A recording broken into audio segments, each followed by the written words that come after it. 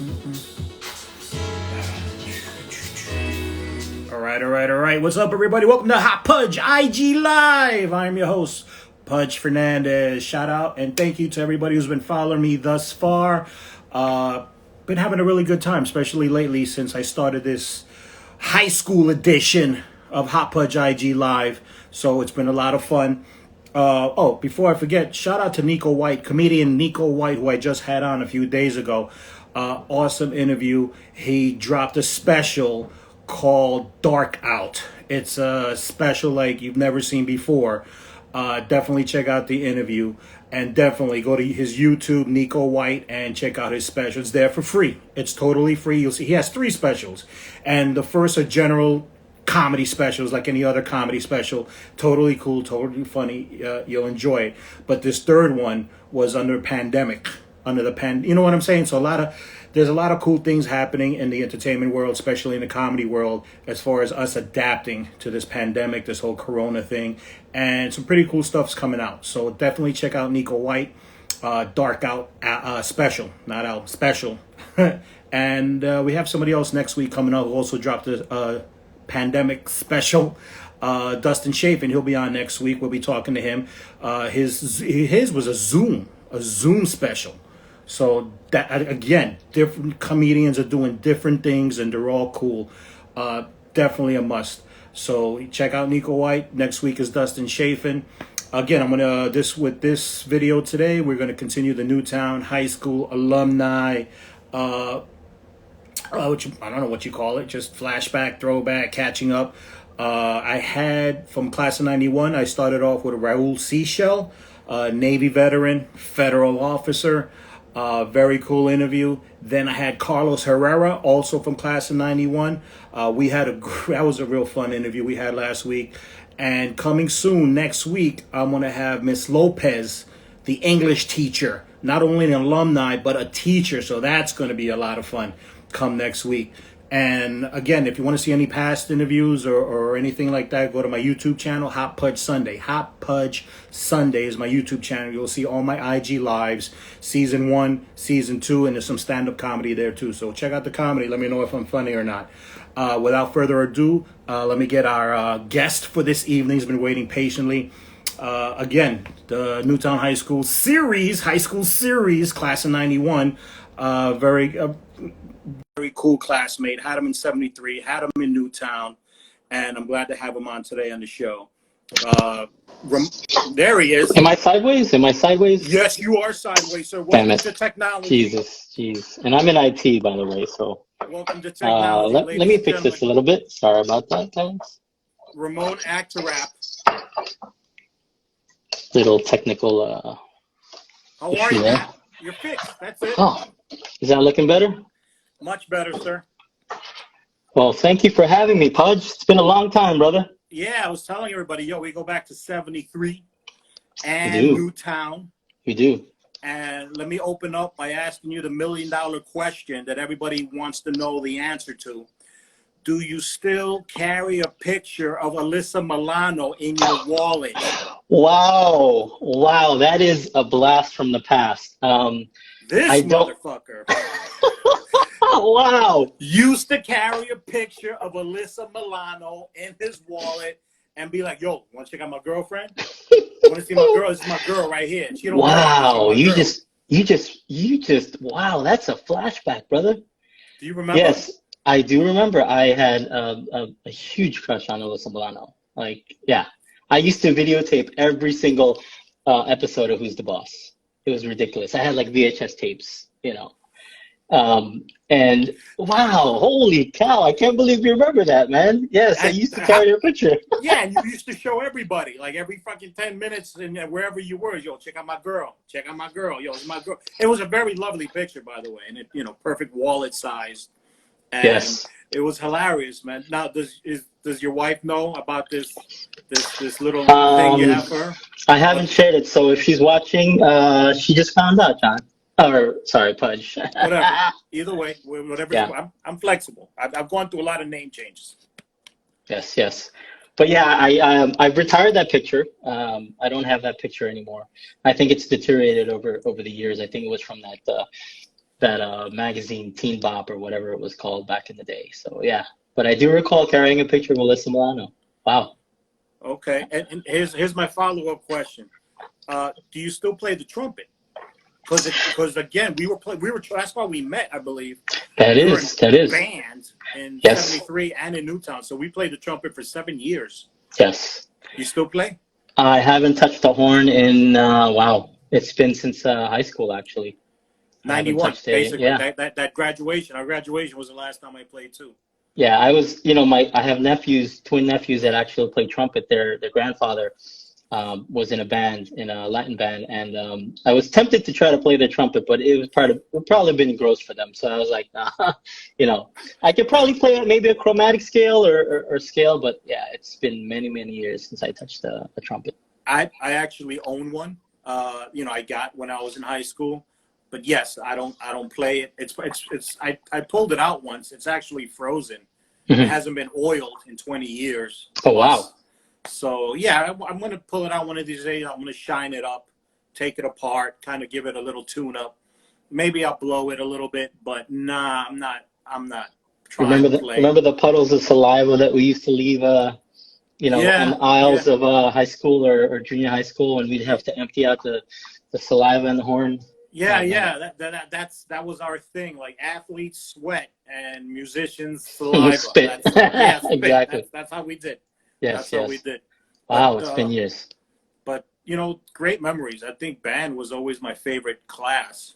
Right. In junior high school and especially high school, because it was just it was a clown fest. It was a lot of we had too much fun in those classes. It was ridiculous. It was a lot of fun. And I think like the spring concerts and all those concerts that we prepare for, it was a lot of fun, it's funny, like when I first started playing trumpet in junior high school, I used to bring my trumpet home all the time. Mm-hmm. And I wanted to really play well. And my family thought otherwise. It was painful to their ears. So I stopped bringing it home, and then I think when I was in high school, I brought it home again and I started playing, and my sister was like, wow, like we haven't heard you play in a long time. And I was like, yeah, I've been practicing at school. So yeah, it was definitely, I kind of miss, I don't really play an instrument. My kids don't play instruments. So I wish I would have continued that, it's nice to have music in the house. It's funny you put it that way, because I don't know if I'm a stand-up comedian. I've been doing it for 15 years, and it's similar. In the beginning you suck, and your family doesn't want to have anything to do with you, and then all of a sudden one day you're funny. Wow.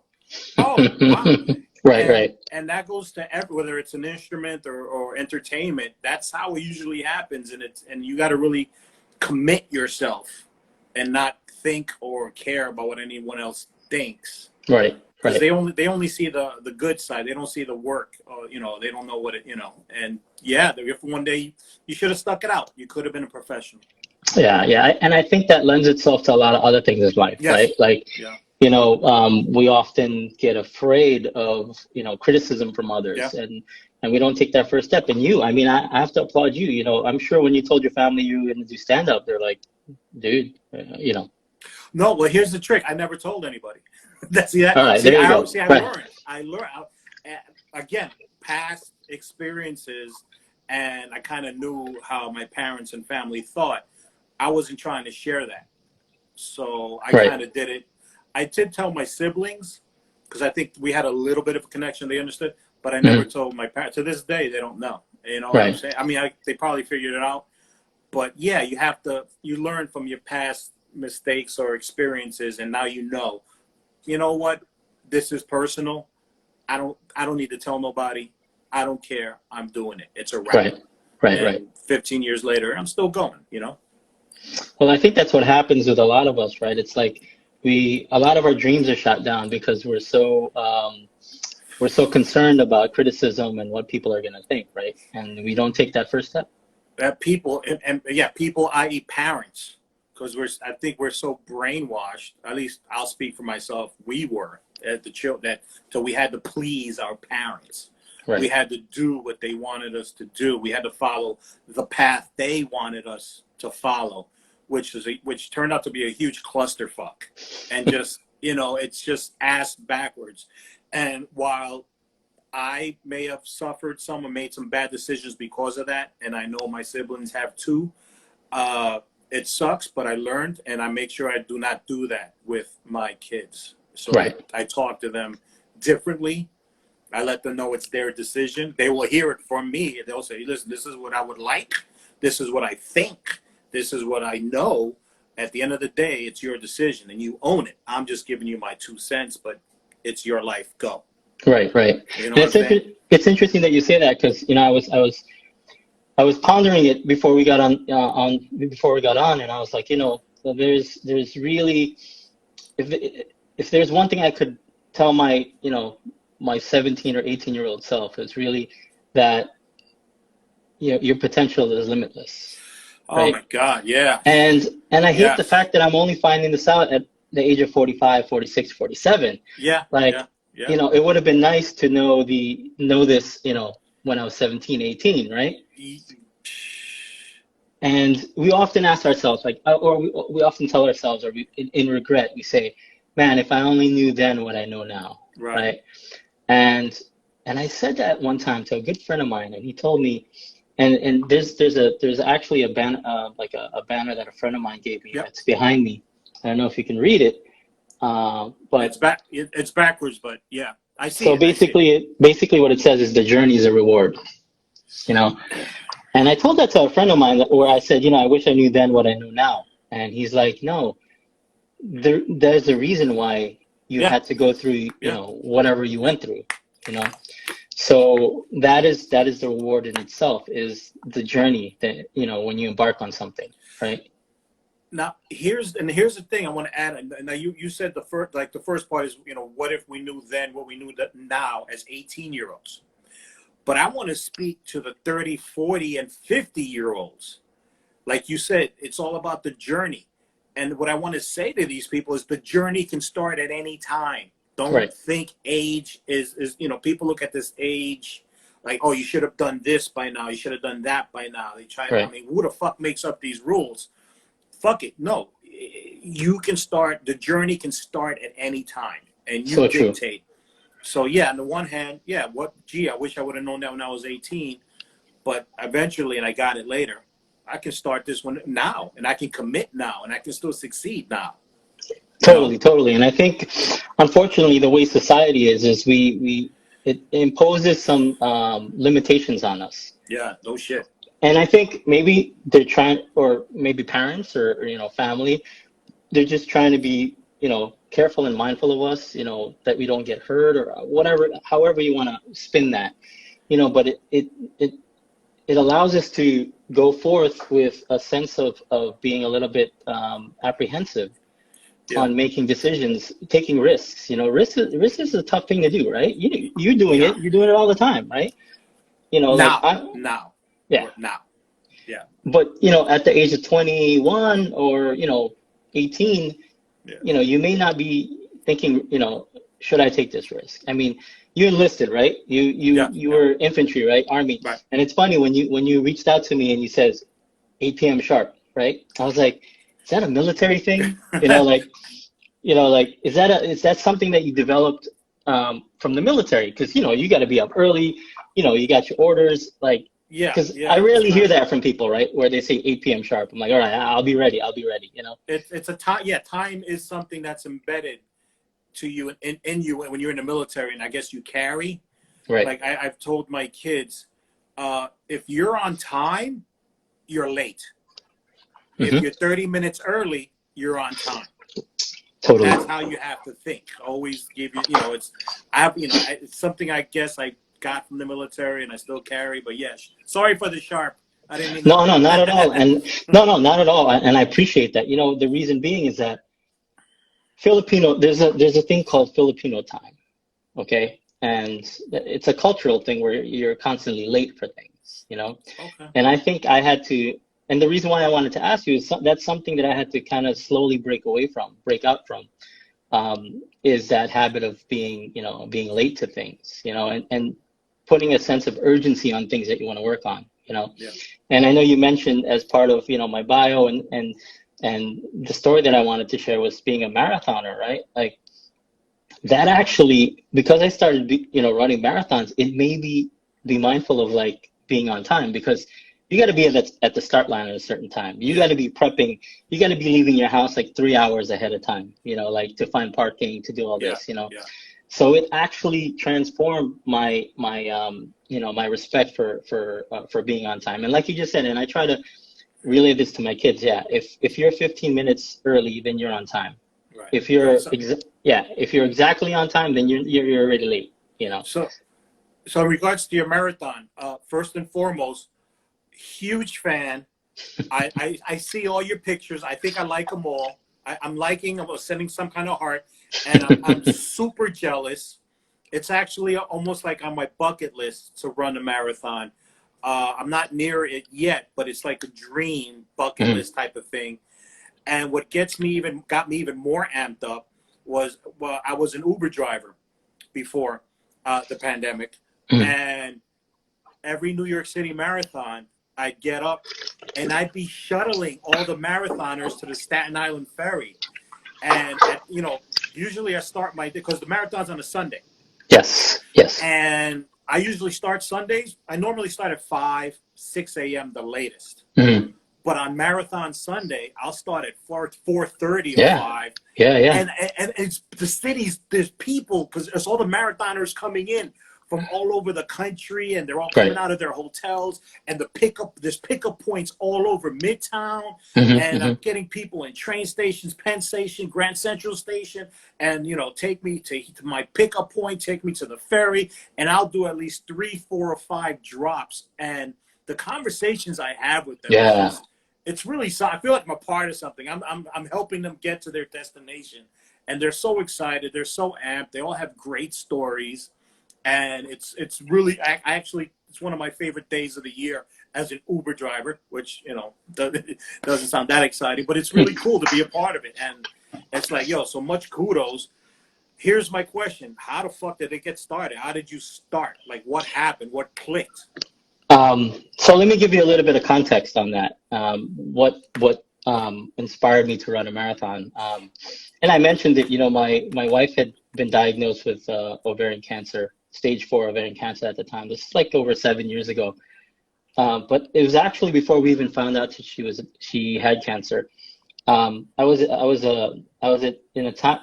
at a time in my career, in my life, where I really I lost motivation for work, and I was in a place where I was just like, I kind of don't want to be here, and I kind of hate the work, and I got to a point where I felt like, man, I was like at a dead end. And one night or one morning, and it's interesting. I don't know what your beliefs are in the divine, or however you want to spin that. And a lot of times we receive messages. It could be a piece of paper on the floor. It could be someone you don't know on the subway that says something to you. It could be a feeling. It could be an emotion. Yeah. And I received like a message that said, like, you're stressing over the smallest things. Really? Like these are very minute things. You need to just get over this and let go of it, and approach each day as a gift. And after I had this like kind of internal transformation, I approached work differently. And I was like, you know what? Whatever my boss gives me, sure, it's an opportunity. It's abundance. It's coming towards me, and I need to look at that as an opportunity to grow.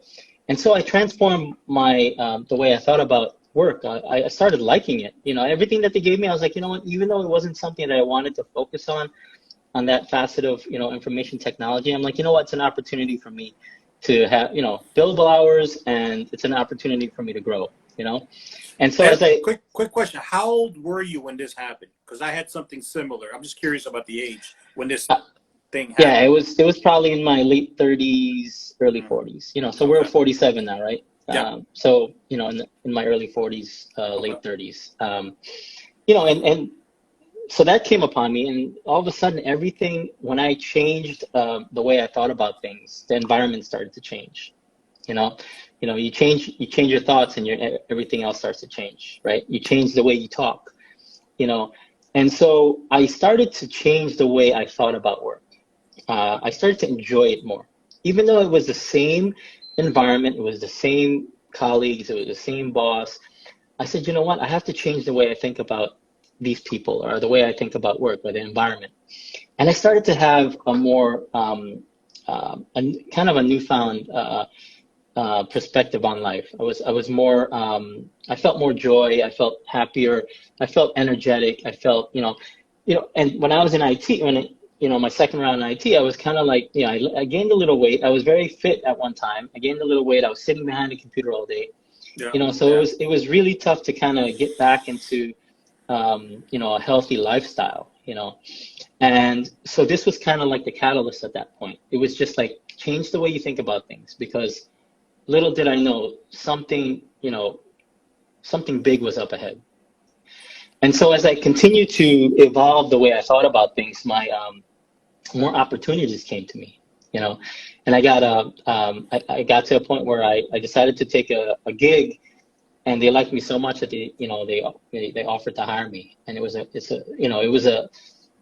I felt very like I was able to break out of that helplessness, And little did I know, it was right around the time that my wife was gonna receive her diagnosis, and it came it came in perfect time. Actually, it came in the time that I needed to change the way I thought. Change my thought, change my environment, change everything about me. Because at the time I wasn't aware that I was gonna have to be an integral part of my wife's recovery and healing. It's not that I healed her, but I tried to make her, kept her head in the game, and it was tough. It's tough. I think that when we receive the news, family means well, friends mean well, and I get it. I was there too. A lot of times they'll call you, or, they kind of show pity towards you. And I understand that. I've been there, and a lot of times when we hear, hey, someone just got diagnosed with cancer, like immediately you're like, wow, that person's going to die, or, and I need to call them because who knows if they're going to be here next year or something like that, And initially, it was tough for me to understand. Like I was a little defensive about that, and I had to like keep my wife's head in the game. Like, hey, focus on this, focus on winning this, And it's interesting because I picked up a few books on healing, and one of the things that the author had mentioned there was the fact that cancer actually spreads most in the first 2 weeks of diagnosis, and the reason being is that the brain. Yes, right. You're right on. Basically, what they said was, when you receive the news, and it depends really on how the clinician delivers it to you, right? You can have two ways of delivering, or you can have two ways of receiving it, right? Like, your physician can say, you have stage 4 ovarian cancer. Research nowadays says that, you have 2 years to live, right? What's the first thing you're going to think of, right? You're like, oh man, I'm dying, Yeah, That's the first thing you're going to think of. And all of a sudden, your system starts to break down. Like, everything emotionally, you're starting to break down. Your immune system starts to break down because it's having to deal with, all this toxicity, right? You're subconsciously helping the cancer. Exactly. Subconsciously. Exactly. And, a lot of people don't realize deep down inside, we have these emotions and these feelings and neurons and protons and the things that are happening you don't even know. Yeah. And it's out of your control, but you kind of are controlling in some way, shape, or form, and it can dictate what happens as far as your health. Exactly. And that, and in this book that I read, they said that again, like it depends on how the clinician delivers it to you, right? Now we have the one clinician that says you have cancer, and the likelihood of you surviving is 30%. In 2 years, you may be dead, right? You have another clinician that says to you, I can't fathom that. I can't be in a room. I would have came out of my mouth. I would have came out. I can't I can't fathom you telling me I would have told him to go fuck himself. You know, Yeah, like that's the first thing you want to say. Yeah, go fuck yourself. No, That's the first thing you I'm want not to say. accepting that. And then you have another clinician that says, hey, we've done exhaustive tests on you. This is what your current diagnosis is. However, we're going to be partnered with you throughout this whole time. We're going to throw everything we can at it. Yeah. And we're going to have a whole team working with you, and we're going to fight this to the end. Isn't that what you want? That's exactly what you want? There's different fights in this world, and sometimes you need a spouse, a sibling, or a team of doctors, but you want to go out fighting.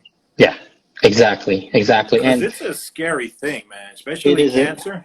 It is a scary thing. There were dark moments, for me and for my wife, ironically, that I took to social media when my wife was diagnosed. I was very transparent about our journey. And the reason being was I wanted to share it because there may be others that are afraid to share it or are going through the same thing. And maybe I can impart some sort of, some experience that we had that can help them along their way. So I was completely transparent. I'm with you and bless you. I'm with you 100%. Not to, double down, but we had cancer too. Yes. My wife had thyroid 2019, and I didn't go to social media. We had some other things going on in our family atmosphere. So, but yes, this is what this forum is about. This whole Instagram thing is practice for a podcast, and I have a couple of ideas. One is military, but my other podcast I named it "Embrace the Suck." Yes. And I just want to, and embracing the suck. It's a terminology that came That's a Navy SEAL sound. That's a Navy SEAL credo, I think. It's infantry. It's Navy SEAL. It's Ranger. It's Special Forces. Special Ops. Yeah. When the shit hits when you're in the shit and it's miserable and you're fucking to hell, you just embrace it and move forward. And that's what my podcast, what I want to make it about. Just we all go through it. We all hit the wall. We all, have something. And how did we embrace it? How do we tackle it? How do we get through it? So the fact that you're wanted to share, I'm with you too, because some people don't know and some people need it. And it's, you touch a few people and it's a good thing. It's positivity. Yeah. It was a journey in our life that, we weren't completely prepared for. Who is? Who is? Right? You know what? I give it to a wifey. She didn't flinch. My wife didn't flinch, and neither did I externally. As soon as she got the news, it was like, okay, what's the plan? Okay, let's execute. And we got this. And my mother-in-law was there, and we had a plan and a formulate. You stuck to the plan. Yeah. Right. But in all honesty, internally, my brain. It's tough, man. Yeah. That monkey brain starts going, and I can say it now because we're past it, and she's recovering. She's 100%. She's 110%. We're arguing again. Oh, beautiful. So it's all good, but internally, it's you think about. You have to fight that monkey brain, man. Let me tell you. Yeah. And I think as I said, that whole transformation, my ability to transform the way I thought about things, the environment, was pivotal, or was essential with what we were going to go through, And I was able to start changing the way I thought about things. I started dieting. I started to lose weight. And it was really in preparation for something that was going to be even more difficult up ahead. So I started losing weight. I started to be mindful of, how I went about my day. And I started building relationships. I started building much more solid relationships. And I started to be more connected with others, right? And this was like right at the point where we were going to find out that she was diagnosed. So, rewinding a little bit, I needed that. I needed that because I needed to be like, her hype man, right? Yeah. I needed to be her hype man when she was like losing her hair, when she was losing weight, when she was impacted, she couldn't even, poop because, the chemo was just, it's toxic stuff, Yeah.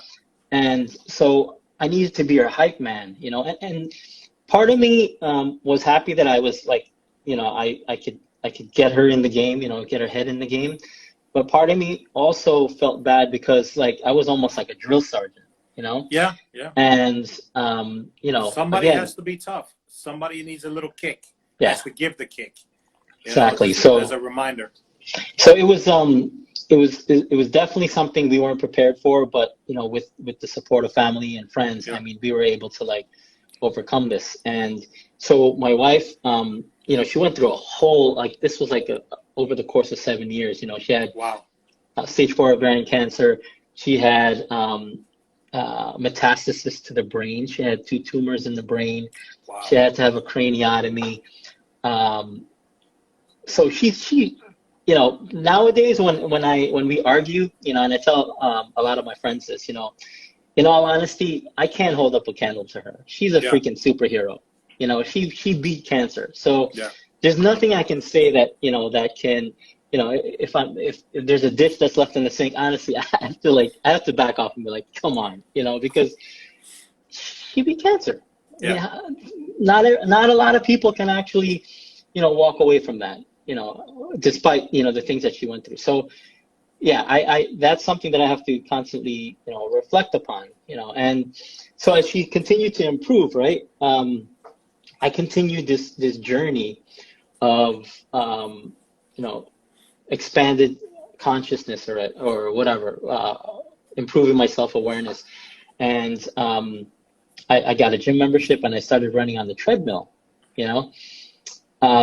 Actually, rewind a little bit. My wife was saying, you know what, you need to go see the doctor. For the longest, she was telling me, you need to go see the doctor. And finally went to see the doctor, and my triglycerides were through the roof. Like everything was just ridiculous, right? Yeah. And she goes, you need to see a cardiologist because you're one step away from like a heart attack. I'm like, wow. What the? And like, me? Come on, out.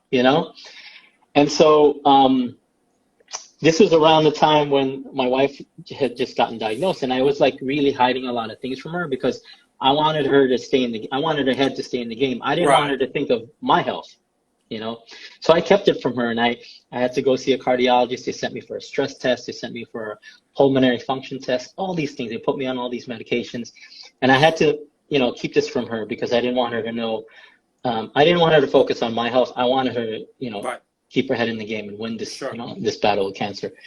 And it's funny. A cardiologist says to me, he goes, I think the first step is to maintain your heart rate at 130 beats per minute for 30 minutes, at least, 2 or 3 times a week. And I'm like, how the hell am I going to do that? So I'm going to have to maintain my heart rate at 130 beats per minute for at least 30 minutes, 3 times a week. How am I going to do that? And so I said, let me start with a gym membership and start running on the treadmill. So started running on the treadmill. And treadmills, it has its place, but it doesn't really replace like outdoor running because the forward propulsion, you're responsible for that outside. Yeah. On the treadmill, it's kind of doing it for you, Right.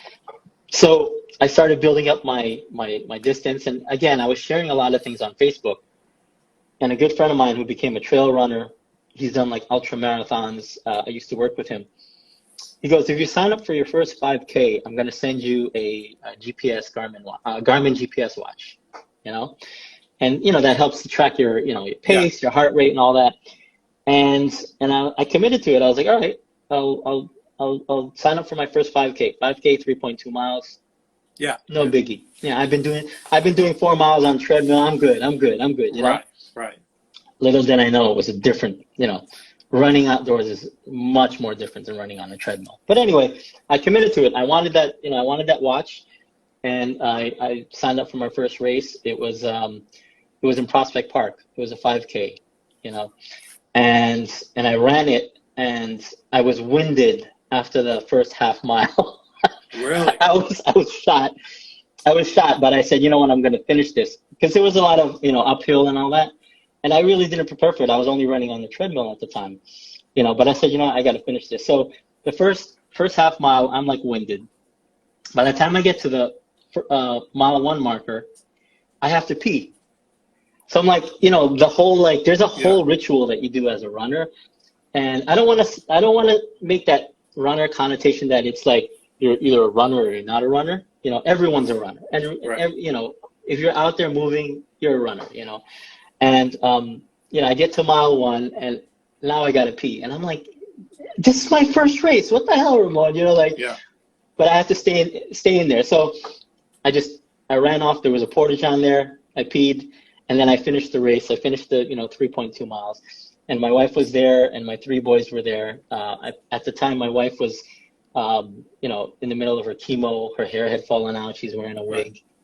And the funniest thing that my youngest son said to me, he was in the stroller at the time. He was pissed off at me, and I was like, "Why? What's the matter?" He goes, "Dad, you didn't win the race. You didn't win the race. You came in like last place, Dad." And I was like, "Oh, thanks, Matt." But it was a humbling experience, and then that's when I got bitten by the bug. Now, just for the record, before this, there was no inkling of being a runner. There was nothing, marathonish inside of you. Yeah. You had a health issue. You joined the gym. You do what everybody does, the treadmill, and then one thing leads to another. Yeah. I actually, what was your time, by the way, on the 5K? Oh gosh, I think it was like 45 or something. Okay. Because because of the pandemic, I started working out last summer. Okay. And I basically haven't worked out since the military, so I'm 20 years fucking just off. I mean, I'm worse than worse. And I just started, because I went to the doctor, dietitian, nutritionist, and they were like, you know what, you 10,000 steps. That was the magic, number. 10,000 steps 3-4 times a week. Right. I had to work my way up from scratch. I went to Juniper Park. I was barely doing one lap around the park, which was 1.3.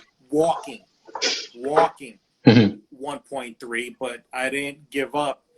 And I made it to like 5-6 miles. Beautiful. Around walking. And I was like, oh shit. But what I really wanted to do was I want to run. I used to run 5 miles. Yeah, when you were in your army, yeah. Yeah, I used to run. I used to be able to run. I'm like, I want to do that again. And then another comedian gave me the idea of getting an app. It's Couch to 5K. Nice. Yeah. Couch to 5K. So I started the app, and I was able to finish it. And it's about 6 or 8 weeks. I forgot how many weeks it is, but I finished it. And I was jogging. I was jogging 5K, slow as fuck. But I was jogging 5K, so that was like a little milestone. But then I had a little bit of a scare, and then it got cold. And now I'm in the gym. I've been in the gym so I just joined the gym 2 weeks ago. Right. And I'm going to be on the treadmill. So I'm going to be following and asking you questions from now on. Absolutely. Because I would love to do a 5K marathon. I still want to work. I still got work to do, which is fine. But that app, fucking technology, which I was so anti because I'm a person of that age. Right. But Couch to 5K was a really cool app. It really built me up slowly to jog 5K, and I was like, all right. And I actually got the next one, Couch to 10K, which I haven't started yet. I'm a little behind, but I'm working. I'm behind you. I gotta like that's I was awesome. Every time I see you, I'm like, I want to run a marathon too, just like Ramon. It's possible. It's possible. It's possible. I never thought I could run a marathon. In all honesty, I thought it was so distant from my any realm of possibility, And again, as I said previously, right? Like our potential is limitless, And when you can marathon running, any type of fitness or anything that allows you to reach a goal or something really allows you to break this boundary, right? Yeah. You have to test yourself. You have to push yourself. I mean, there's a term called the transcendent rep. I don't know if you ever heard of that term. mhm. It's going past the point where you feel like you can't do anymore. That's the transcendent rep, because that pushes past this door of limitation. Right. You transcend at that point, you know, and you're able to find to discover yourself as a new person. You know, Somehow, I feel like that was kind of like a basic training in the military or in infantry school, because they push, they push, they push. And before you know it, I mean, my physical fitness from day one to the day I left there, and it was 4 months, was pretty fucking huge. right. And I think that feels like, because it's more mental than anything. It's a lot, Yes. and they groom your mental toughness the hard way. But Yes. yes, it is pretty transcending, I felt, because thinking back to those days, and here I am now trying to do it all over again. Quick question. So from the time you hit that elliptical till your first 26-mile marathon, what was the time frame? Um, it took me a while. I was like running shorter races, so it took me Sure. a few years Okay. to actually muster up the courage to say I'm going to do a marathon, you know. So I did like I kind of flirted with a lot of like 5Ks. Even a 10K at the time was still kind of like outside of my realm of Yeah. possibility. You know, I was like, yeah, I'm comfortable with 5 miles on the treadmill. I'll Yeah. run a 5K here and there, and then I made the decision when I guess like maybe a year in or a year and a half in or maybe 2 years after, you know, running, I said, I want to run a marathon. I want to run the New York City Marathon, Yeah. you know? Yeah. And Richard, who we were in the band with, Richard Barreto, Yeah. Yeah. um, I reached out to him. I'm like, dude, you know, we're really good friends. I consider him like a brother. We talk like every other day, so we stay connected. And I'm like, let's do the New York City Marathon. You know, let's do it. And I think there's a part of us from our childhood that's a little competitive towards each other. You know, Sure. Sure. um, you know, we were in the tennis team back in the day. You know, we were skateboarders, and you know, so there's a part of us that kind of still competes with each other. Not as much as we did when we were younger, but I think it's still there. And so he entered the lottery, and he got in. So the New York City Marathon is pretty tough to get in. You know, so That was gonna be one of my questions, because I used to ask and I'm still confused. But yeah, yes, it is tough to get in. there's a few ways to get in. There's a few ways to get in, but you know, lottery is one of them. And you know, your chances of getting hit by lightning are probably higher than getting into the New York City Marathon. Wow. Yeah, you Wow. know, but he got in, and I was like, wow, you know, now I got to get in, you know, and so I started raising money for a charity to get in. So finally, you know, it was 2016. You know, Richard and I were like, all right, this is the year we're gonna have to start training. We're gonna do the 2016 New York City Marathon. That was my first marathon, and you know, as you progress to, you know, the longer distances, you know, you're doing races, you're starting to do 10Ks, you're starting to do, you know, half marathons, and you know, it's a lot of alone time, right? Unless you're training with someone, it's a lot of alone time, and I think that's really where I enjoyed it the most. The training is actually the most enjoyable, Yeah. you know, because it's time to yourself. It's time to reflect on the day. You know, you can't hold a grudge when you're out there running. You know, after about 30 minutes, Yeah. you already forgot about the person you're pissed off at, you Right. know, or the situation that you're in, you know. So to me, running is like meditation. Running is a way to you know, to get connected with the breath. You'll hear a lot of yogis and a lot of folks say, you know, reconnect with the breath. And Yeah. there's something really profound about hearing your own breath, you know, and no one around you. All you hear is your breath, and you start to, again, the word transcend. You start to transcend your own physical, you know, your own physical vessel. Like, you know, when you were in boot camp, when you were in, you know, you got to a point where you no longer felt pain, right? It was like as if pain was you laughed at the, you know, you laughed in the face of pain. You were like, you know, Yeah. I'll keep doing my rucksack, you know, Yeah. 20-mile hike, you Yeah. know. that's I think of that often. I said, wait a minute, we used to hump it 20 miles. So if I can hump 50, 60, 70 pounds on my back for 20 miles, I should be Right. able to do a marathon in my head. That's what I'm thinking. Right. But yes, I've heard that a lot from people, and I've experienced it myself. And I think everyone who goes to the gym and works out or runs, it's this natural high. Yes. And you're in another place, almost like of clarity. Yes. Clarity. And what I found out is it opens up your mind, and that's especially important for me when it comes to creativity and writing. Right. Sometimes it's too much noise, too many distractions. But when I'm on the treadmill, on the elliptical, or I'm going around the park, even if I'm listening to music, there's still this clarity, and the oxygen is moving, the blood is moving, and you're getting, and your neurons are firing, and you're getting this sensation. It's this what's that like the sensation that everybody gets when they're happy, euphoria, or some type of the chemical, the little chemical, and it triggers good things. Yeah, totally. You solve problems. You realize, holy shit.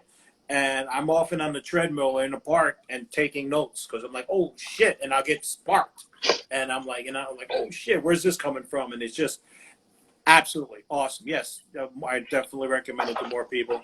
You just reminded me of something as part of my running journey. And you just mentioned the runner's high. Endorphins. Runner's high. It's very real. Yeah. It's very real. And I'll give you an example. I don't tell this to a lot of people, but I've had an out-of-body experience while running. I used to run. I typically like to run at night, alone. And I used to go to a park in Jersey City, and I'm pretty much the only one there. I'm doing my loops, and one night, and you'll hear yogis do this, people that sit in meditation and know how to cultivate their breathing and their chi, or however you want to call it, prana. I don't know if you ever heard of they call him the Wolfman, I think. He almost he scaled Everest with barefoot, almost just like a loincloth. Mount Everest? Yeah, actually he injured his foot, I think. He didn't summit. This is the Everest that people die on the way up. Yeah. Half of them freeze, half of them lack of oxygen, and half of them are just stupid. But there's a small fraction of people that make it. Yes. And you got to stop because of the elevation, so your lungs can adapt before you can move forward. Right. That Everest? Yes. He has a breathing technique that cultivates inner heat. A lot of yogis do this when they meditate. They cultivate this. He's a yogi? He is, I'm forgetting his name now, but I would call him a yogi because he's already. Is it in the realm of kung fu? No, it's not. It's not. But because that's some real shit. I don't know if I'm even in the right ballpark, but kung fu, the Tibetan monks. Yes. There is some trippy. I mean, they can drive a nail into the wall with their thumb. Right. They can take a blow to the balls and not flinch. Yeah. Some walk on coals and things of that nature. Walk on water. Right. They've developed their bodies, their mind, and everything. So this cat climbing Everest seems like one of those Tibetan monks. Kung Fu. He's kind of improved. He's discovered a special way of breathing, and he trains people how to do it. So he can walk in the snow with a loincloth on. It's ridiculous, Yeah. And the reason I talk about temperature, they can control their body temperature. Yeah, the inner temperature, Yep.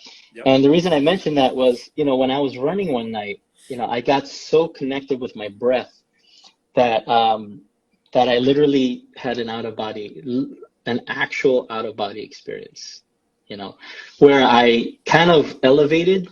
I levitated, and I saw myself running ahead of me, of myself. So I saw my body running, and it's not happened again since. It probably happened twice, but I know when it's coming about. So, there's that runner's high that a lot of runners Zone, that Yeah. zone.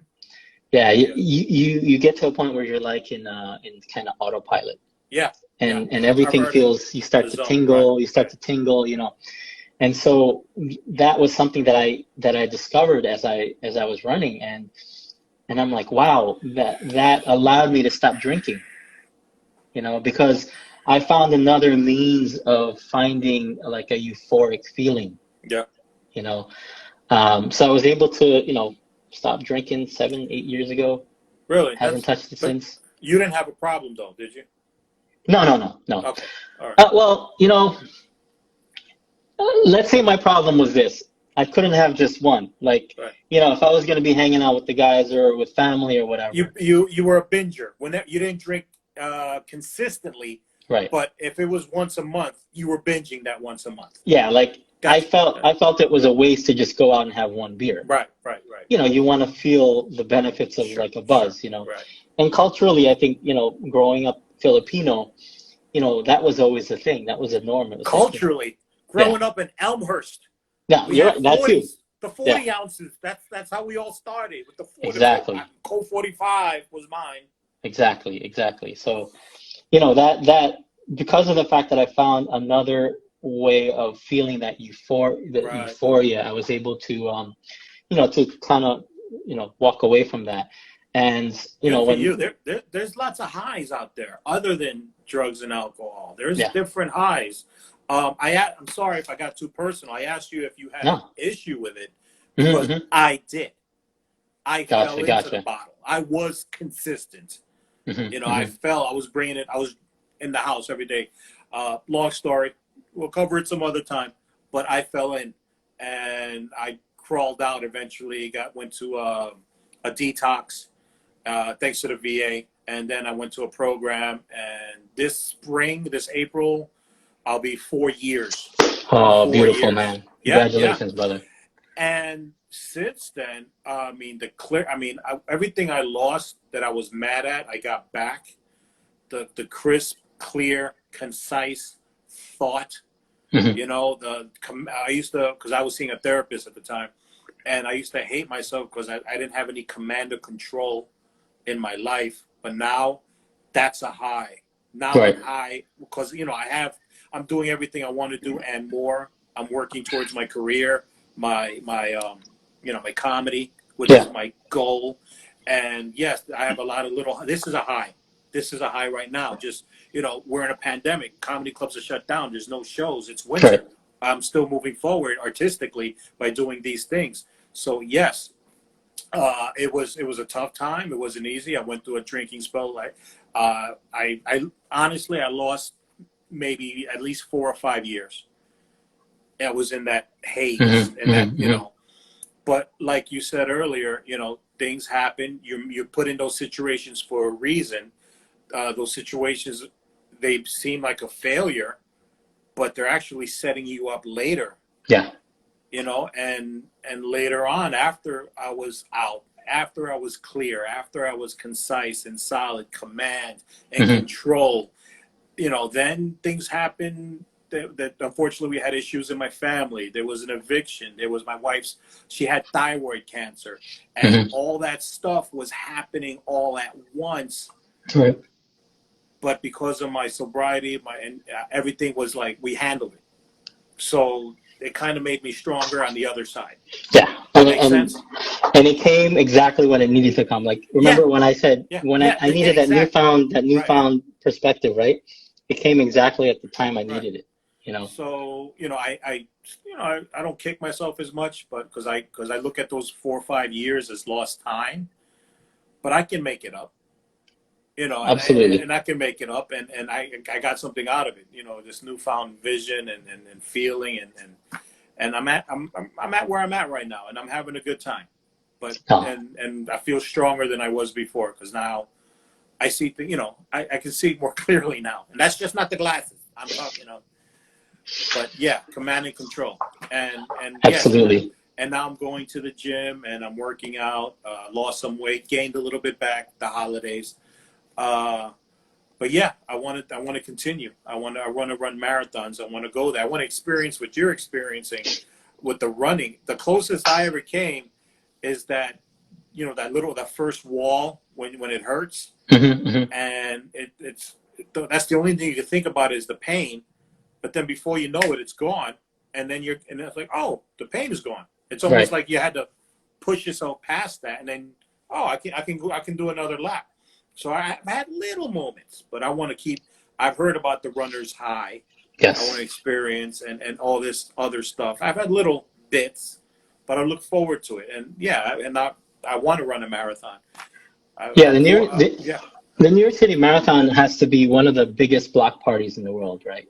So. And it's our home territory. It's our backyard. Exactly, and it's you and I grew up here, right?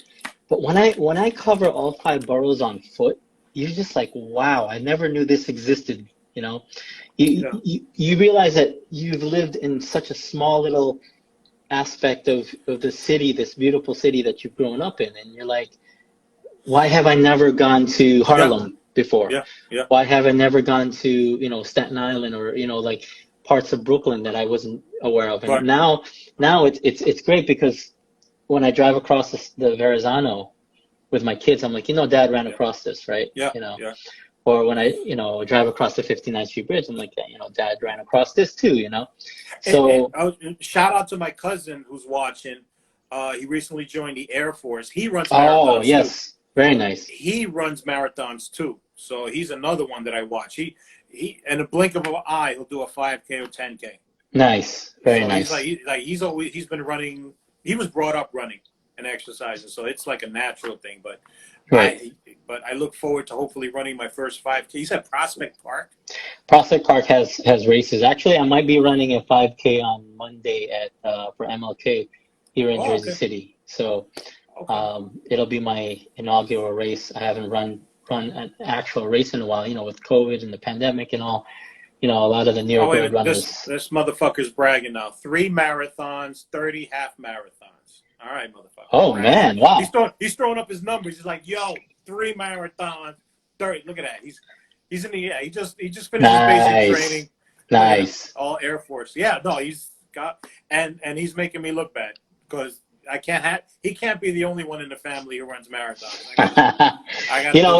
It's really I applaud him. It's really like bragging rights. Like you can walk into a room with family. I saw you with that medal. I'm like, yo, that's like one. That's like, who else has that? Right. It's like I'm so motivated because I'm like, I used to look down at myself, or maybe look and what could I have done? What didn't I do? I didn't start sooner, and this and that. And go figure, it took a passenger and my Uber driver to like tell me how great I was. Oh, man. It was like so weird. It was kind of funny, weird. And he goes, "You were in the Army? You're a stand-up comedian? You did that? You did." I'm like, holy shit. And I was like, yeah. And then you're still young. I'm like, yeah, thank you. And I'm just driving. He's giving me all these props, and I'm like, oh yeah, I'm pretty okay. And you know what? There's so much more. There's so much more. The opportunity, our potential is limitless. Like I keep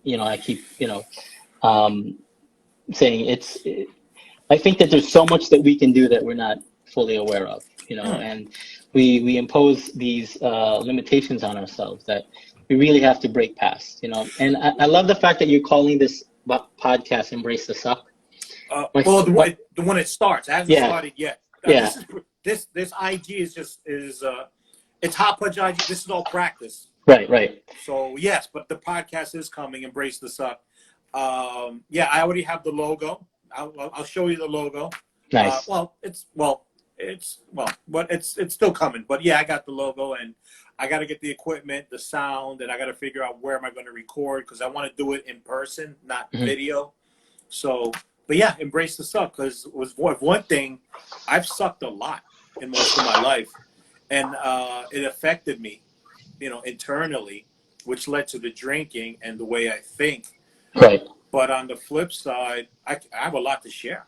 No, that's I awesome. have a And lot. That's what I want. I just want to share. I want to share. I've started writing. I've got stuff since I was 4 years old. Not pleasant, but I want to share. Let people know. Yeah, everybody. It's life, and we're all in it together. We're all going to get hit one way or another. absolutely. My son is 15 years old. He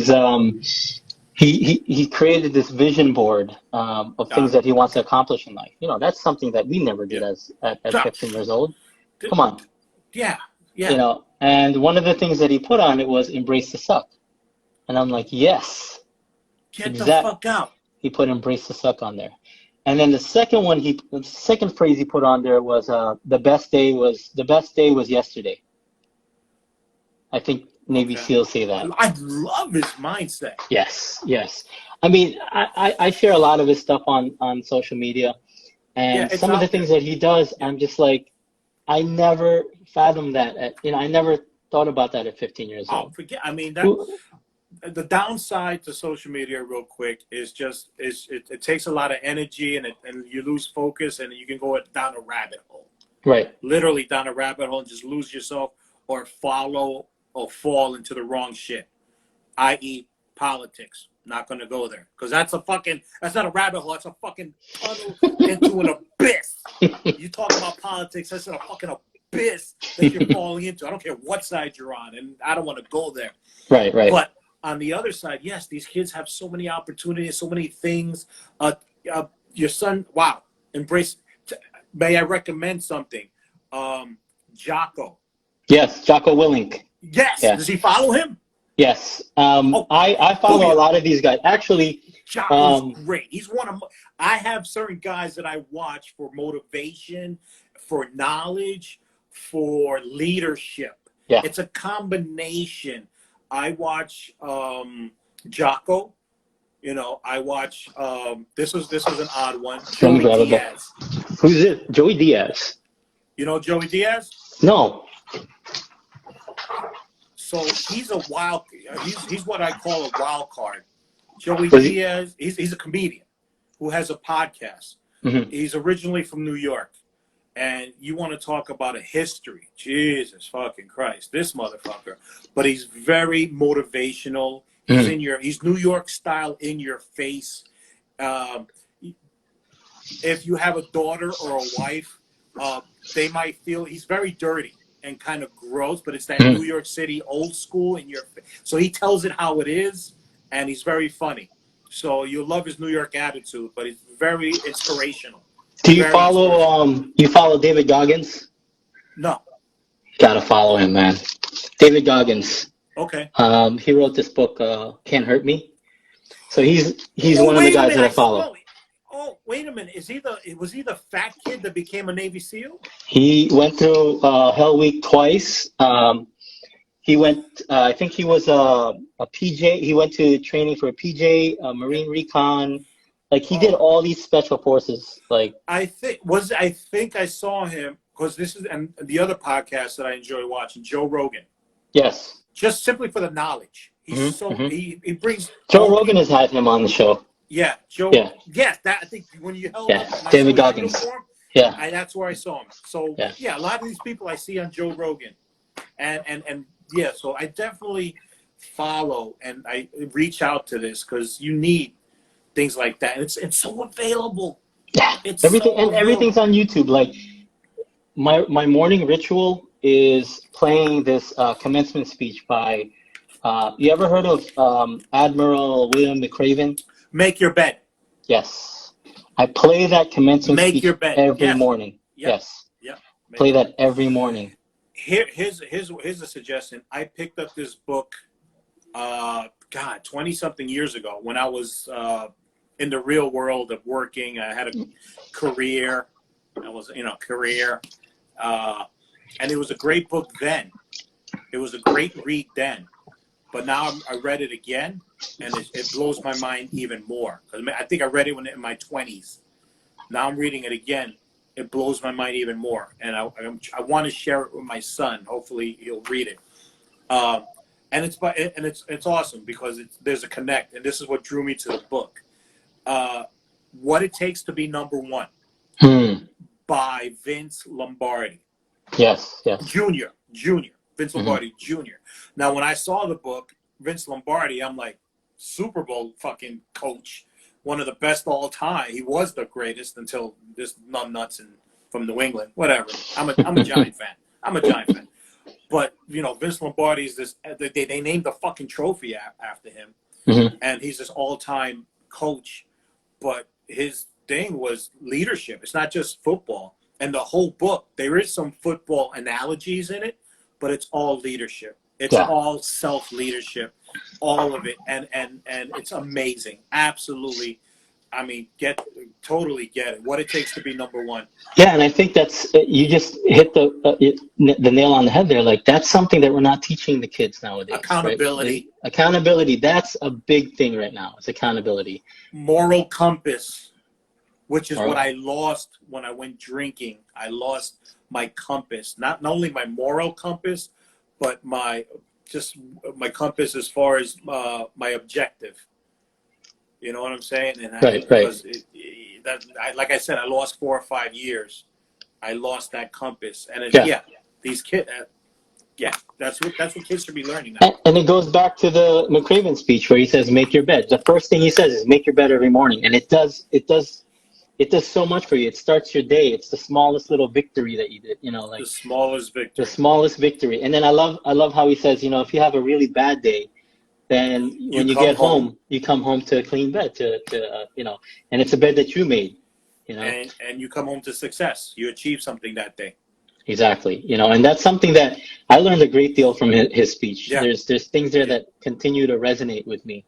I didn't do military, but I try to be as, I try to improve my, my habits, right? Yeah. Or be more habitual on certain things, because there's a lot of things that I'm like, man, I wish I had known this. Again, going back to I wish I had known this when I was, when I was younger, but again, it's the journey is a reward, right? Yeah. So I'm picking up so many little tidbits of information.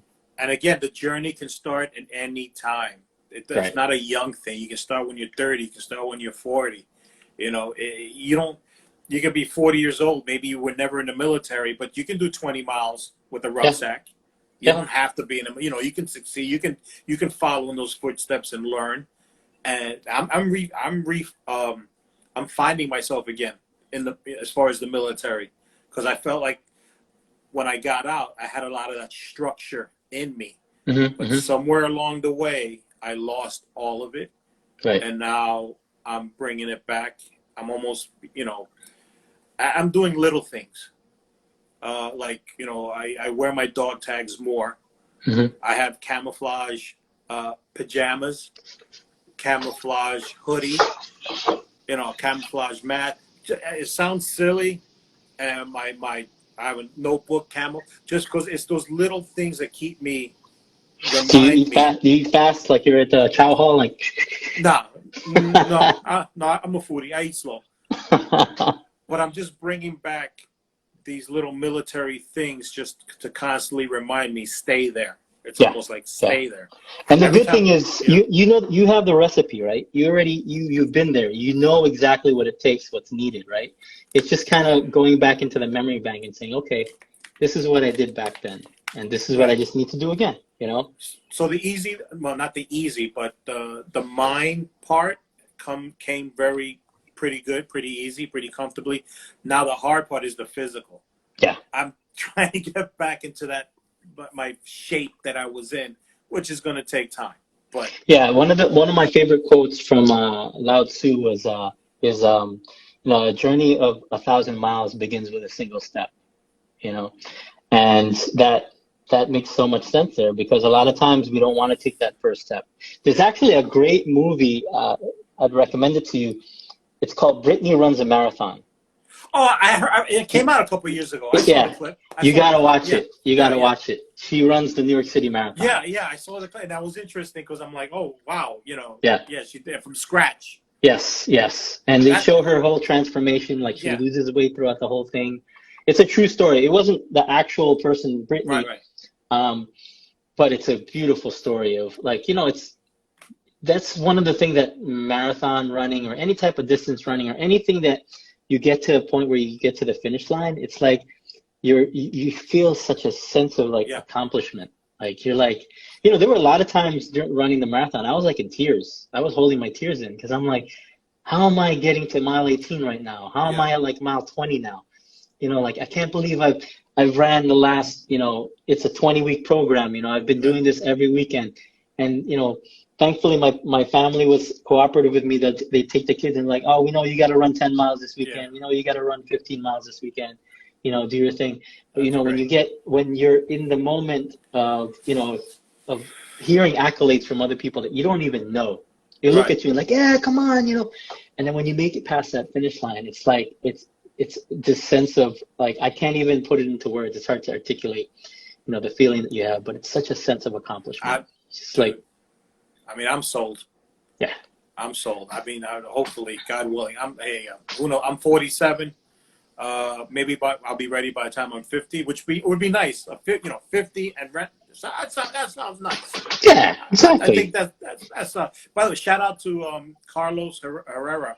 Is he on? Yeah, he just jumped on. He says, "What's up?" Oh man, hey, I enjoyed your talk the other time. I actually had to look at the Newtown yearbook to say who's Carlos, and he goes under Juan in the yearbook, I think. And I remember in your when you guys had chatted, his name was Juan Carlos, and he almost didn't get into the Marines or something like that. Yeah. Yes, it was hilarious. Yeah. So yeah, I mean, it was a nice talk that you guys had, and I appreciated that, and I think that this is a great opportunity to reconnect with with a 91er. Yeah. I'm looking to connect with some more people. I got Miss Lopez coming up next week. That should be interesting because she's alumni and a teacher. So I was like, holy shit. Right. And let's see what else. This just came out of nowhere. I don't know. I don't know. I'm on the alumni or the Facebook thing, and you see things, and sometimes my mind goes so fast, and I forget to write it down. But then I'm like, wait a minute, no, I got to do. I thought about doing it before, but then I forgot. I said, no, let me do it now, and let's see what happens. Maybe I'll get some more people. Maybe I'm looking for volunteers or anybody who wants to share or has some cool stories, experiences. It's been over 20 years since we were 18. Most of us are not virgins anymore. I'm pretty sure. So yeah, I'm looking for. I'm going to reach out to more people, and definitely looking if you know anybody, like I'm trying to get fired. Anybody like firefighters, nurses, doctors. I have a friend of mine he didn't go to Newtown, but he's in the neighborhood. He's been doing music since we were kids, and now he's some kind of big music engineer / producer. Nice. So yeah, this whole Newtown experience as far as catching up has opened up a lot of opportunities and ideas. So let me see where it goes until my podcast kickoff, which hopefully will be this spring. Oh, I'd love to be on that, man. If you have any slots for me. Embrace the suck. You're on. Yeah, absolutely. I love it. And that's something that you get as a runner. You're constantly embracing the suck because you get to a point in the race or in training and your foot's hurting and your foot's going numb and you're like, all right, do I finish this off or do I we call it DNF, do not finish, And it's funny, the last marathon that I ran in 2019, it wasn't my best one, but I got to mile 20, which is what they call the proverbial wall. The wall. And the reason why it's called the wall is because you've already depleted yourself of glycogen stores. So you've already depleted all your, everything that's in your body. So at this point, you're probably eating away at muscle or whatever. You're starving at that point, and you're relying on just simple carbohydrates. You're just taking these gels, and you're like, I got to finish the next 6 miles. And my last run wasn't the best one. I finished it, but I got to mile 20, and I'm like, should I DNF this? Should I? Because I had my hamstring cramped up on me at mile 16. I was crossing the 59th Street Bridge. I was doing really good. Staten Island was good. Brooklyn was good.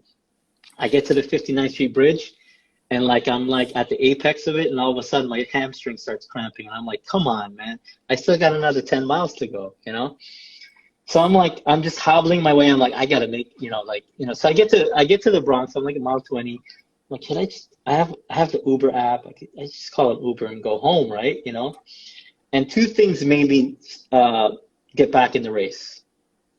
The first thing was my family was waiting at Columbus Circle. Yeah. So if I called, like they've been standing there all day, they've like braved the crowds, Yeah. Yeah. and so they were waiting there. And second was I bought a finisher shirt, a finisher jacket, right? So the jacket said finisher on it. So I said, I have to finish this thing because I bought the thing. Otherwise, I can't wear that. I'll be embarrassed to wear that.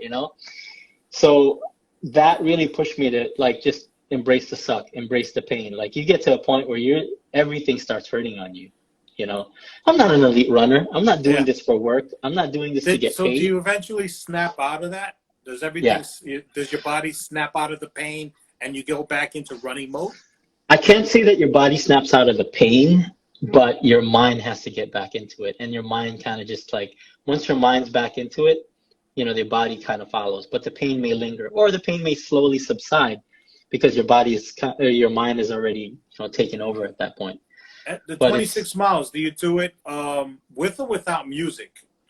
I train without music, and I did it without music as well. I do all my marathons without music. The last one, though, I figured I brought earbuds, and I said, if I hit the wall and I feel like giving up, I'm going to just put Eminem on and Biggie. Nice. And that's going to get me through it. That didn't help. I still got banged up. But either way, I don't like to train with music on. Obviously it's dangerous nowadays. I like to hear when people are around me. I want to hear when someone's going to sneak up on me or whatever. So I try not to listen to music. Okay, raw is better. Just raw. Yeah. And plus, like, I can't hear my breath. And again, as I had mentioned earlier, there's a meditative aspect to running when you're hearing your breath going in and out, And so when I have music playing, I can't focus on that. I can't focus on that meditation aspect of it. So it's fucking berserk just listening to this shit. It's like, fuck. It's like, and that's the thing, even races, like, there's so much distraction. You have a lot of people in front of you. You have that one person running ahead of you, and you're like, I got to beat that person. Everything starts to play with your head, and the training is the most enjoyable because you're alone. You're the only one there that can judge yourself. Like, you're not comparing yourself to anyone else. Right. When you're in the race, you got people like overtaking you, and after a while, it starts to play around with you. Like, oh gosh, I'm like the slowest guy here. Your ego starts kicking in. Exactly. So that's why I enjoyed mostly the training aspect of it. And one of my buddies, Richard, reminded me. He says, the actual race is a celebration of all the training. Yeah. Right? That's just a celebration. Right. You do all the hard work, and like in the military, you do all your hard work in the training. Yeah. So that when you're deployed somewhere, the mission goes exactly as you did in training. Right. So that to me, I think, has opened my eyes to a lot of it has allowed me to become more regimented with the way I approach my daily life. Structure. Big structure. Structure. Big structure. Like my cousin says, he runs with music. So I've been exercising. I've been music, walking, and the little bit of running in the gym. I'm music, so I feel like I'm already trained to music. Right. But I want to try naked, nothing, because I don't know. I'm just so used. Even in the Army, we had our cadence. Yeah, the cadence. So, yeah. But definitely, wow, looking forward to it. I can't wait. Yeah, man. Hey, hit me up. I'll be glad to. My parents are still in Elmhurst. They're still in Elmhurst. So, when all this. Where are you living now? I live in New Jersey, in Bayonne, New Jersey, like neighboring Jersey City. Carlos went to New Jersey. What is it? Every Newtown went to Jersey. They all fucking. We went across the pond, Jesus Christ. I'm in Queens still. Yeah, I find myself in Queens a lot to visit my family, and plus there's better food in Queens. I can't find the same food here in Jersey. Carlos said the same thing. He says he leaves Jersey just to get something. I remember him mentioning that. Yeah, he's like, that's been on my mind too, because I'm considering moving too. But it's like there's no bodega, there's no corner store, and I don't know. It's a tough transition initially, but you get used to it.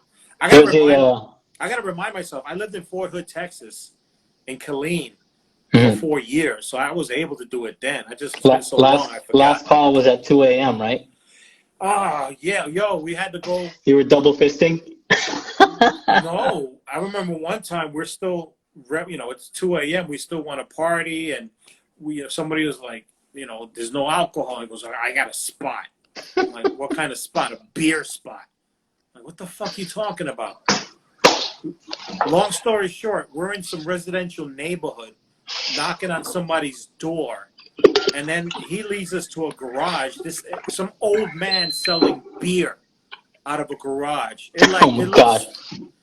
I'm like, we have crack back in New York. What do you? I mean, this was 1990, 93, 94. I'm like, yo, we got this, but in the hood, and it's crack. We're in this residential Leave It to Beaver neighborhood, and he's selling beer, little Out of a tall cooler. boys, out of his garage. I'm like, well, okay, fine, but it just felt weird. I'm like, all right, this is pretty easy. I can adjust. I've been in worse.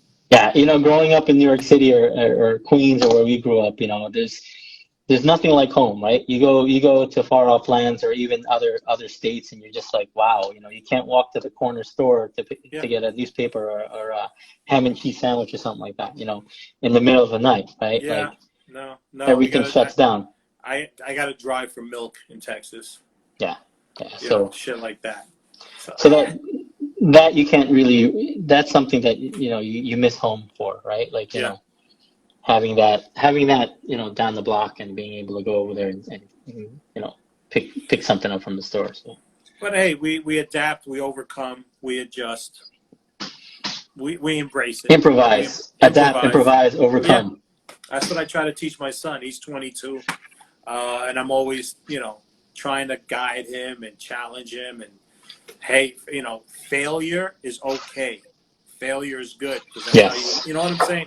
Yeah. And keep it moving. Stay focused. Everything I did wrong or didn't do or fucked up, I'm trying to I let him Wh- know. One of my buddies always uses this term: fail fast, learn quick. Yeah. And that's the best way to learn, right? We shouldn't be afraid of failure, and I think that's the problem nowadays. Is I didn't know. Yeah, I didn't know. I was scared. I was and scared. it Yeah. it goes back to accountability, right? So accountability, like the generation now is not accountable for a lot of things that they don't want to be accountable, and so they're afraid to fail, right? Because they're going to be accountable for that, right? So it's this whole vicious cycle of Yeah. we need to break past that. Yeah. We need to learn to be accountable and be like being accountable is also being dependable, right? Yeah. Like being a team player, being there for your team, you know, and that's important. Nowadays I have to constantly remind myself that.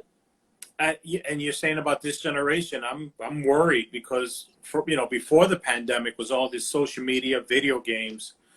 One of my jokes that I do on stage is I talk about this game we used to play when we were kids. Mhm. The game was called Going Outside. Do you Yes. remember going outside? And we just made shit up as we went along. There were no rules. You could be standing on a corner, and someone would be like, "Yo, I bet you can't touch the top of the stop sign." And now everyone's online seeing who can touch the top. That was our cardio. We Right. just made shit. Picking up a stick. That one kid found a stick. Now everybody has to find a stick. Now we beat the shit out of each other. Yeah. Just catching. Tag, hide and go seek, manhunt. All this, and today it's all. I call it the finger generation because it's all fingers. They're inside their house. They're It's social media. captive. Yeah. And now with the pandemic, it feels like even more. So if they just got pushed back more socially, and it's like, how the fuck are they going to react to one another? How are they going to adapt with somebody in their face? Yeah. It's, You touch up on a very important topic that I think we're kind of neglecting right now is the long-lasting effects of this whole distance learning, school from home, requirement for the kids, right? I mean, it's to keep them safe. I get yeah, that, yeah, but I don't think that we're really looking, diving deep into what this could potentially, that the whole social aspect of being in school is important, Yeah. right? That interaction, The social dynamic. It's there yeah, for a reason. yeah, and so that we really need to regroup on that, when all is said and done, because I hope the Board of Ed or somebody addresses it in some way, shape, or form. It yeah, has to be. And one episode I had on my show, I had a psychology professor from St. John's University, who's actually a stand-up comedian as well. That's how I met him. But we were, he's a psych professor, and he was saying, yeah, there's going to be a lot of issues on the back end of this. There's going to be a lot of PTSD. Adults are going to come out with PTSD. The kids are going to be not socially developed as long, as like they should be. They're going to be behind on that. There's going to be some issues in the near future.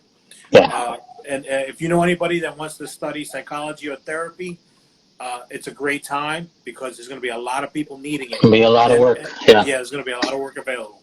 Yeah, no, totally. I mean, I see, and I guess you've seen the videos that I posted of my kids. I said, I need to get them out of the house because they're staring at this computer all day. Dad, too. I'm working in IT. Yeah. I work remotely. It's like 100% remote. So I'm staring at a screen all day. I try to get up every so often to try to just, stretch out a little bit, But when you're staring at a screen all day, after a while, it's just like your mind goes, all over the place, So one of the things that I've instituted in my household was at the end of the day, because I was trying to get them to run in the morning, and I see that the kids are starting to gain weight because they're behind this computer, right? Yeah. They're eating breakfast, in front of their computer. They're sitting down all day. And I'm like, I gotta break them out of this, And I told my kids, I'm like, listen, since you guys don't want to wake up in the morning to run, we're gonna run after work, or we're gonna run when I get out of work. And that's what I've been doing. Is my kids got a pass for the last 3 nights because the last night I had to take an exam. The night before I was cramming, and then tonight I'm with you. So I told my kids, I'm like, you guys have a 3-night pass, but come Friday, we're back up there running hills, And I think it's so important to get them out because like they're just like connected to the screen, and all of a sudden they go from that to playing video games. I think a lot of parents got used to this electronic social media pacifier now, because that's what it is. Now the kids are pacified in the car with a game. They're pacified at home with social media in the game. And the parents just, they're quiet. There's nothing. Not good. Right. You got to get them involved. You got to get them active. Kick them out. Go ride a fucking bike. Go fall down. Go scrape your knee. Right. Exactly. Right now their opinions are very fragile, right? Or they're very moldable right now. And whatever they're seeing in social media or media, can obviously impact them in a negative way. So, that's something that I think we really need to revisit or be.